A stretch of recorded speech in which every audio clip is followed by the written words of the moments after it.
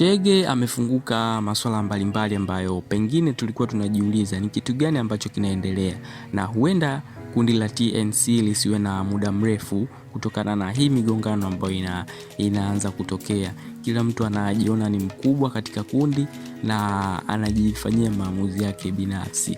Inaonekana kwamba Chege ana mamlaka kidogo katika kundi la TNC ambalo limeanzishwa hivi karibuni na linataka pia kuingia kwenye game kama kundi ambalo linajumuisha Chege, Temba pamoja na Juma Nature. So Juma Nature kupitia Instagram yake juzi kati ambapo Wasafi walienda kufanya show yao Mtwara, inaonekana kwamba kundi la TNC liliitwa na pesa zao zililipwa, lakini Juma Nature akaenda kuposti akasema kwamba hawezi kufanya show ambayo wanaenda kulipwa shilingi 500,000. Just imagine msanii analipwa shilingi 500,000, lakini Chege mwenyewe amekanusha kwamba yeye mwenyewe sio msanii wa klasi hiyo ya kulipwa shilingi 500,000, na pesa ambazo amelipwa na Wasafi Festival ni pesa nyingi sana. So far hii ni kama kuchafua taasisi ya Wasafi na kuchafua pia brandi za wasanii wenzi ambao wameenda, ambaye ni Chege na Temba, ambao wameenda kufanya hiyo kazi ambayo walitakiwa kuperform huko Mtwara.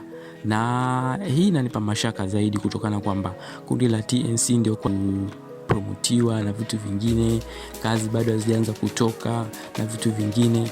Issue inakuja kwamba kunakuwa na migongano katika makubaliano ya shows na kila mtu anajiona yeye ni mkubwa na anastahili kulipwa malipo makubwa, lakini sidhani kama walilipwa kwa 500,000. Na tunaendelea kuchunguza zaidi ili tujue kama walilipwa shilingi ngapi, hata kama sio 500,000 walilipwa shilingi ngapi. Na kwa mujibu wa maelezo ya Chege anasema kwamba inawezekana basi kuna mtu nyuma ya Sane chama Juma Nature anampush kusema hayo yote ambayo anasema ili kuchafua issue ya brandi ya Wasafi pamoja na Wasafi Festival kwa jumla, kuonekana ni tamasha ambalo halina thamani na halina dhulumu wasanii. Hilo pia limemuibua msanii Q-Chief. Ameposti kwenye Instagram yake na kusema kwamba yeye yuko pamoja na Nature na Wasafi wanadidimiza wasanii.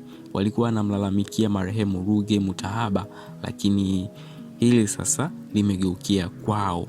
Wao ndo wamegeuka kuwa chanzo cha wasanii kupoteza haki zao, kuwanyonya na vitu vingine kama hivyo.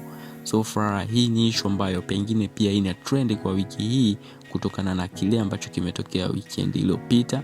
Na ikumbukwe tu kwamba show ya Wasafi Festival ilifanyika mara 2 kwa baadhi ya wasanii kutokana na changamoto ya umeme. Naitwa Sponsor, ini Sponsor Updates.